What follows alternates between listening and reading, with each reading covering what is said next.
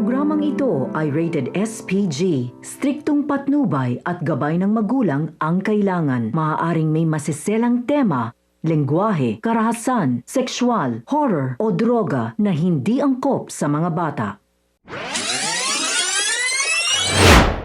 Isang mapagpalang araw mga kapamilya and welcome back. Narito ang mga dapat nating pakaabangan dito lang sa FPJ's Batang Quiapo. Pero bago ang lahat, kung bago ka pa lamang dito sa akin channel ay baka naman pwede akong makahingi ng isang like, share at subscribe.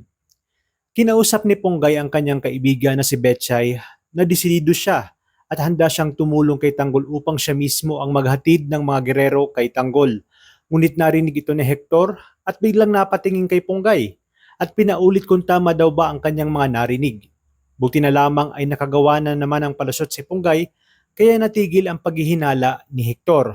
Sa kabilang banda, mas naglalagablab sa galit ang taong bayan matapos mapanood ang live video ni Brandon kung saan inilantad ang mga baho ng mga gerero patungkol sa talamak na korupsyon sa mga flood control projects at iba pang proyekto na saklaw sa ilalim ng pamumuno ni Miguelito.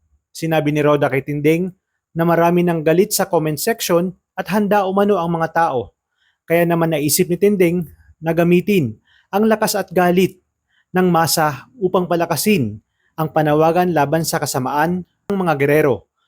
Habang sa mansyon naman ng mga gerero, ay napanood ni Dong Gustavo ang mga kumakalat na balita kung saan sunod-sunod na patutsada sa mga gerero na mas lalo nilang ikinasisira.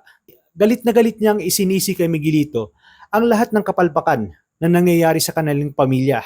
At dahil sa tindi ng galit ay sinabi niya na mas gugustuhin niya pang mamuno itong si Tanggol.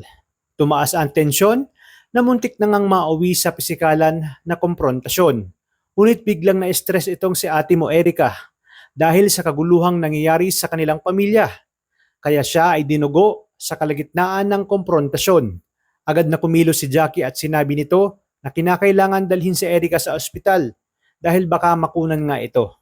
Habang sila ay papunta sa ospital ay bigla namang may humarang sa daan kung saan isang malakas na putok ng baril ang siyang tumama sa kanilang sasakyan. Nagulat ang lahat sa sorpresang atake at mula sa makapal na usok ay lumitaw ang ating bidang si Tanggol at hindi nagdalawang isip na paulanan ng bala ang sinasakyang convoy ng mga gerero. At nang nalaman ito ni Miguelito ay agad siyang bumaba at mayabang na tinawag ang kanyang mga tauhan. Hindi niya alam na handa na sina Tanggol kasama ng mas pinalakas pang pwersa.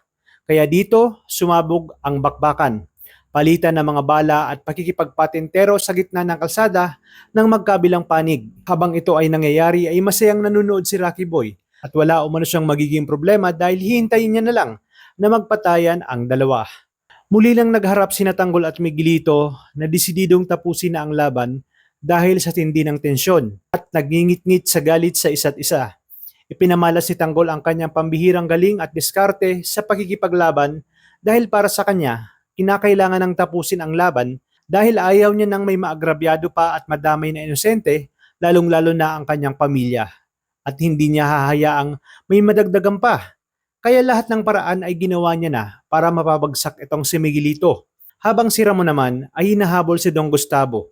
Kaya sa kanilang pagsasanib pwersa ay mas malaki ang tsansa na tuluyang mapapabagsak ang mga gerero. Na di kalaunan nga ay mababawi ni Tanggol ang pagka-mayor na dapat naman talaga para sa kanya.